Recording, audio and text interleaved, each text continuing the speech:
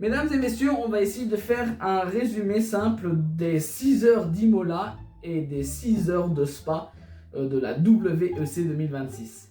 Voilà, c'est chouette hein. Résumé mesdames et messieurs des 6 heures de la WEC, de la World Endurance Championship, les 6 heures d'Imola 2026. Le 19 avril 2026, la FIA World Endurance Championship lançait officiellement sa saison avec les 6 heures d'Imola disputées sur le circuit de l'Autodrome International Enzo et Dino Ferrari, une ouverture de championnat particulière puisque cette manche n'était pas censée être la première de l'année. À l'origine, la saison devait se disputer au Qatar avec les 1812 km de Loussaï.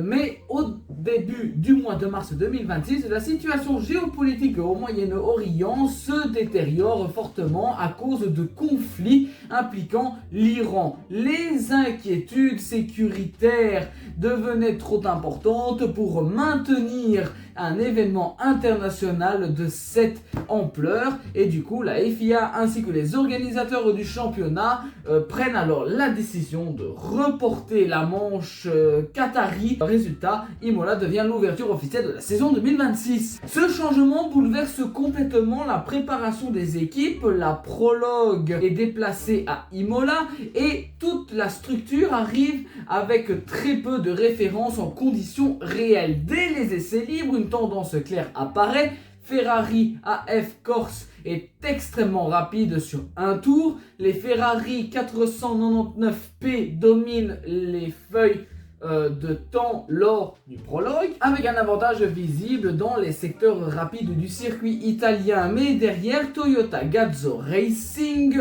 impressionne autrement. Régularité, gestion de longs relais et très gros kilométrage accumulé pendant les essais. Les qualifications confirment immédiatement la tendance qui règne sur le plateau. Hypercar, Antonio Giovinazzi, dyslexie, excusez-moi, offre la pole position à la Ferrari AF Corse numéro 51 avec un tour extrêmement agressif. Et derrière lui, la Toyota numéro 8 reste à seulement quelques millièmes, preuve que les écarts sont minuscules. Les deux Ferrari officiels, les Toyota, les Cadillac, les BMW et même Alpine se retrouvent dans un mouchoir de poche. Le dimanche, devant plus de 92 000 spectateurs présents autour du circuit italien, le départ est donné dans une ambiance énorme. Ferrari conserve la tête dès les premiers virages.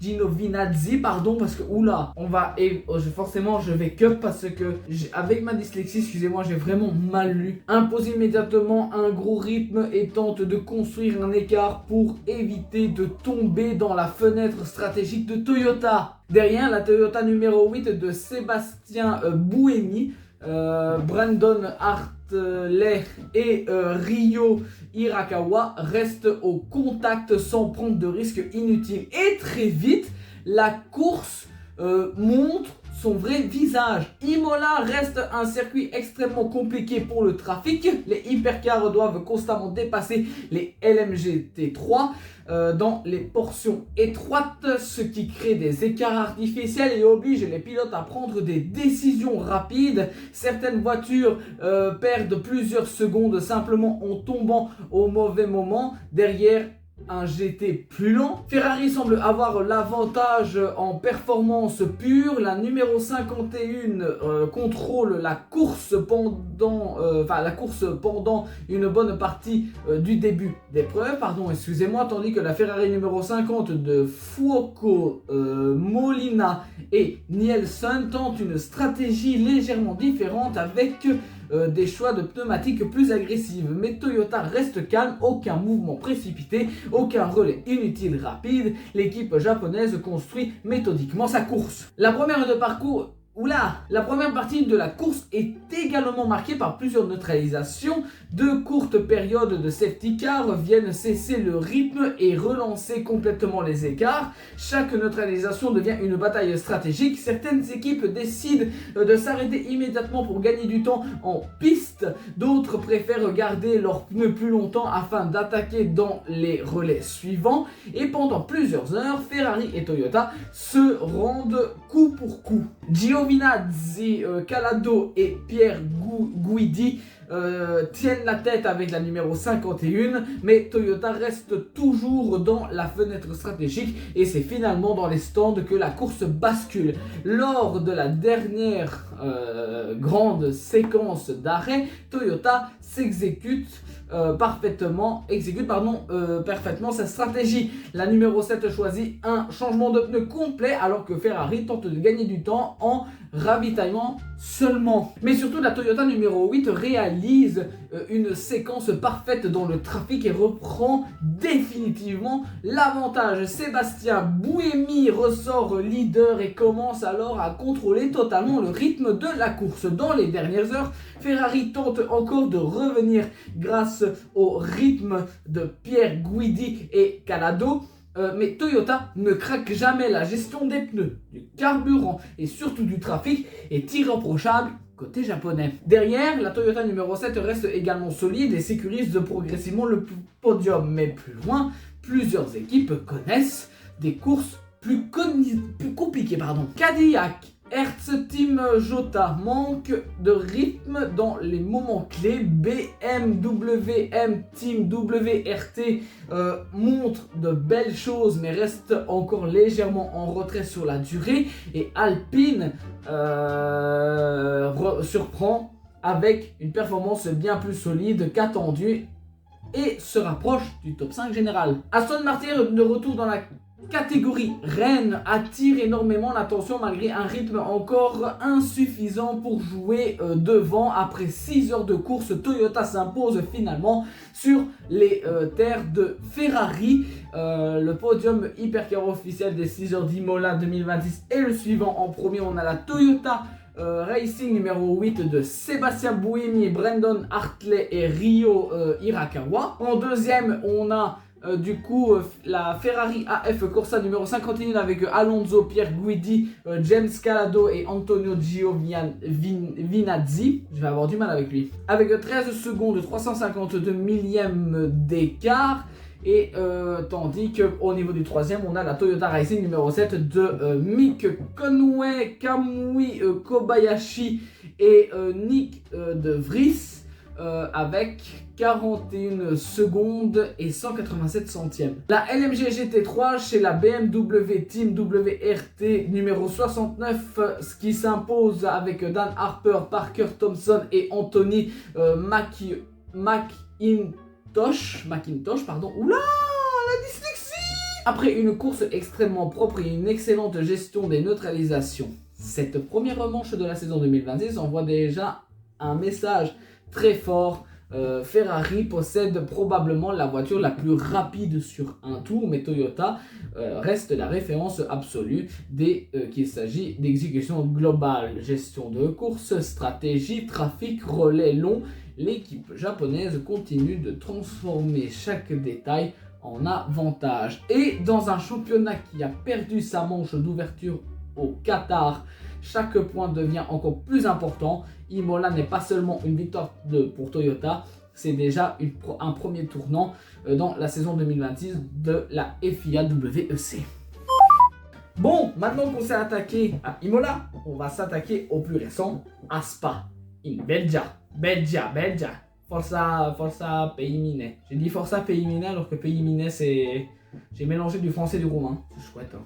Donc, résumé de la WEC, les 6 heures de Spa. Le 9 mai 2026, la FIA WEC arrive sur l'un des circuits les plus mythiques du monde, le circuit de Spa-Francorchamps pour les 6 heures de Spa. Deuxième manche de la saison après Imola. Techniquement, ça devait être la troisième, mais bon, voilà, vous connaissez les situations géopolitiques actuelles. Cette course représentait déjà un tournant majeur dans le championnat et personne ne s'attendait à voir ce qui allait se produire. Tout le week-end, les conditions sont idéales. Piste sèche, température stable et surtout un plateau hypercar plus serré que jamais. Dès les essais libres, plusieurs constructeurs montrent un potentiel impressionnant. Ferrari est rapide, Toyota est extrêmement constante, Cadillac semble enfin capable de jouer devant, les BMW affichent un rythme très agressif sur les longs relais, mais la grande surprise arrive en qualification. Pour la première fois depuis son retour de la catégorie reine de l'endurance, Peugeot Total Energy décroche la pole position. Matley Jacobson, putain, j'ai vraiment du mal avec aujourd'hui. Déjà, j'ai du mal à lire de base, mais alors là, waouh. Ce dernier réalise un tour exceptionnel avec la Peugeot numéro 94, offrant à la marque française sa première pole en hypercar. Et derrière, Cadillac suit de très près, tandis que Ferrari et Toyota paraissaient plus en difficulté qu'à Imola. Le samedi, au moment du départ, la tension est énorme. Spa reste un circuit unique, les écarts peuvent exploser en quelques minutes à cause du trafic, de la météo ou alors des neutralisations. Et dès les premiers tours, le ton est donné. Peugeot conserve la tête avec les premiers virages, mais derrière, le peloton hypercar est extrêmement agressif. Cadillac met immédiatement la pression, Ferrari tente des stratégies décalées et BMW reste volontairement dans l'ombre sans chercher à attaquer trop. Et très vite, la course devient chaotique. Les neutralisations se multiplient, plusieurs incidents dans le trafic LMGT3 provoquant des full courses yellow. Puis des safety cars qui cassent totalement le rythme de course. Chaque neutralisation redistribue les cartes stratégiques. Certaines équipes choisissent de ravitailler immédiatement, d'autres tentent de prolonger leur relais pour gagner du temps plus tard. Et c'est précisément là que BMW construit sa victoire. Alors que Ferrari et Toyota semblent concentrés sur une bataille directe en piste, BMW MWRT, Team WRT adopte une approche différente. Les deux BMW Hypercar misent sur une stratégie carburant extrêmement agressif avec des relais optimisés au maximum. Pendant une grande partie de la course, les BMW restent discrets dans le top 5 sans réellement montrer leur jeu, mais dans les dernières heures, tout bascule grâce à une consommation parfaitement maîtrisée et à des arrêts extrêmement rapides. Les BMW commencent à remonter brutalement dans la hiérarchie. La numéro 20 de Robin Frein, René Rast et Shelton van der Linde prend virtuellement la tête après une séquence stratégique parfaitement exécutée. Et derrière, la BMW numéro 15 de Kevin Magnussen, Raphaël Marciello et Dries Van Thor suit également la même logique. Ferrari tente de répondre dans les derniers relais avec la numéro 50 de Antonio Fuoco, Miguel Molina et Niklas Nielsen. Le rythme est là, mais le trafic et les neutralisations empêchent l'équipe italienne de reprendre totalement le contrôle. Toyota de son côté reste solide mais manque légèrement de performance sur cette manche. Les deux GR010 hybrides restent dans le match mais ne peuvent pas réellement jouer la victoire dans les dernières minutes. Dans l'heure finale, Spa devient complètement fou. De nouvelles neutralisations viennent resserrer le peloton. Les écarts tombent à quelques secondes seulement entre les leaders.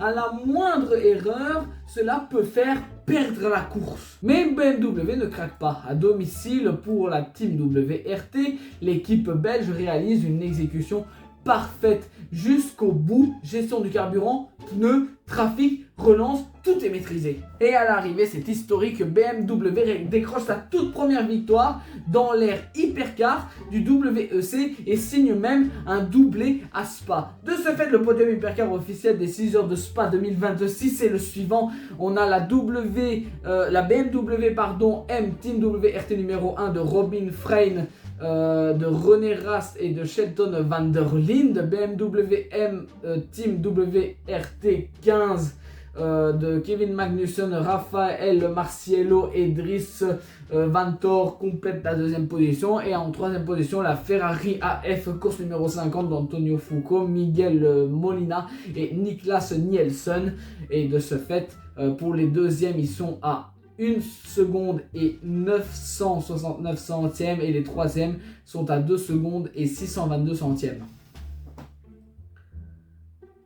Derrière, l'Aston Martin numéro 007 crée également la surprise avec une très solide 4e place et Toyota termine 5e avec la numéro 7 de Conway, Kobayashi et De Vries, juste devant la Ferrari privée AF Corse numéro 83. En LMG GT3, c'est la McLaren de Garage 59 qui s'impose avec Antares O, Tom Fleming et Marvin Krichhofer. C'est possible? Après une course extrêmement propre dans une catégorie très disputée, mais ce qu'il faut surtout retenir de cette course, c'est le message envoyé au championnat. Après des années compliquées en endurance moderne, BMW vient enfin chercher une victoire majeure en hypercar. Et pas n'importe où, à Spa, dans une course où la stratégie a absolument son essentiel. Ferrari confirme qu'elle possède probablement la voiture la plus rapide sur certains relais, mais manque encore d'efficacité stratégique dans certaines situations critiques. Toyota, habituellement référence absolue, montre cette fois quelques limites face à des concurrents de plus en plus agressifs et surtout le championnat 2026 de la FIA WEC devient totalement imprévisible entre Toyota, Ferrari, BMW, Cadillac, Porsche, Peugeot et même Aston Martin qui progressent rapidement. Aucune équipe ne semble capable de dominer réellement et totalement la saison. Spa 2026 restera donc comme la course où BMW a enfin brisé le plafond de verre en hypercar, une victoire historique obtenue grâce à une stratégie parfaite, une gestion exceptionnelle des neutralisations et une exécution sans erreur dans l'une des courses les plus tendues depuis la saison. Voilà mesdames et messieurs, ceci était le résumé des 6 heures de Imola et de Spa de WEC. J'espère que ça vous a plu. Si c'est le cas, likez, commentez, partagez, ça ferait extrêmement plaisir. Sur ce, c'était Scarta Falissette. Au revoir.